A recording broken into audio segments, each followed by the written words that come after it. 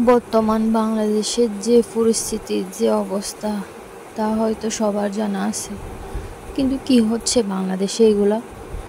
ছাত্ররা তো অন্যায়ভাবে কিছু অধিকার চাচ্ছে না, আন্দোলন করতেছে তাদের অধিকারের জন্য। এটাই কি তাদের দোষ? তার জন্য কি মরতে হবে এভাবে বুক পেতে? আমরা কি আদৌ স্বাধীন বাংলাদেশে বসবাস করি? ফেসবুকের নিউজ ফিড জুড়ে যদি এগুলো থাকে, তাহলে কারো মন মানসিকতা ভালো থাকে? ওরা তো আমাদের ভাই। এই কোটা যদি সংস্কার না করে, তাহলে তো আমাদের ভবিষ্যৎ প্রজন্ম অন্ধ হয়ে যাবে।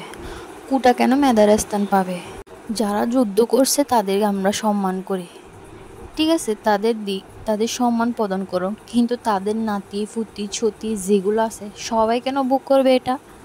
এর সুবিধা কেন চাকরিতে প্রভাব পড়বে? এরকম দিন দেখার জন্য আমার মা আমাকে জন্ম দেয় নাই, এরকম দিন দেখার জন্য ৭১ স্বাধীন হয় না, এরকম দিন দেখার জন্য আমরা ৫২ ভাষা আন্দোলন করি না।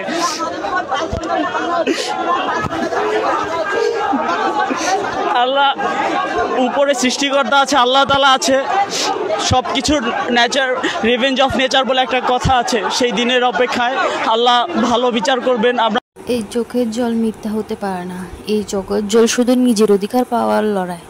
আমরা তো মিথ্যা কিছু চাচ্ছি না। এভাবে আর কত মায়ের বুক খালি হবে? দেখুন কিভাবে মাসছে। যদি একটু স্বাধীন বাংলাদেশের নিজের অধিকার পাওয়ার জন্য যদি এভাবে মরে যেতে হয়, তাহলে আমরা কোন স্বাধীন বাংলাদেশে বসবাস করি? এটা কি আসলে স্বাধীন রাষ্ট্র? সেটা তো এখন আমাদের ভাবতে হচ্ছে। এভাবে প্রতিদিন যদি কোনো না কোনো মায়ের বুক খালি হয়, তাহলে তো এটাকে আর স্বাধীন দেশ বলা যায় না। আপনি তো একজন নেত্রী, মায়ের অনুভূতি তো আপনার বোঝার দরকার। এত মিছিল, এত হাহাকার, এগুলো কি আপনার চোখে পড়তেছে না? কোটা দিয়ে যদি সরকারি চাকরি পেতে হয়, তাহলে মেধার কোনো দাম আছে এই বাংলাদেশে? ছাত্ররাই হলো দেশের ভবিষ্যৎ। শিক্ষায় যদি হয় মেরুদণ্ড, তাহলে এই মেধার স্থানে কোটা কেন পাবে? কোটা দিয়ে কেন অযোগ্য ব্যক্তিদের এই মেধার স্থানে বসানো হবে? এটা তো যৌক্তিকতা না। একজন নিম্ন জ্ঞানের মানুষও বুঝে অধিকারটা। আন্দোলন ঠিক আছে, ওরা ২০ বছর পড়ালেখা করে, ২৪ বছর পড়ালেখা করে লোকজনের অধিকার না পায়, আর যে নাকি ১৬ বছরে পড়তে পারে না, সে টাকার গরমে চাকরি পাওয়া যায়। বিসিএস ক্যাডার কত যোগ্য করে সংশোধন না হয়েছে, আমার কেন বিসিএস ক্যাডার?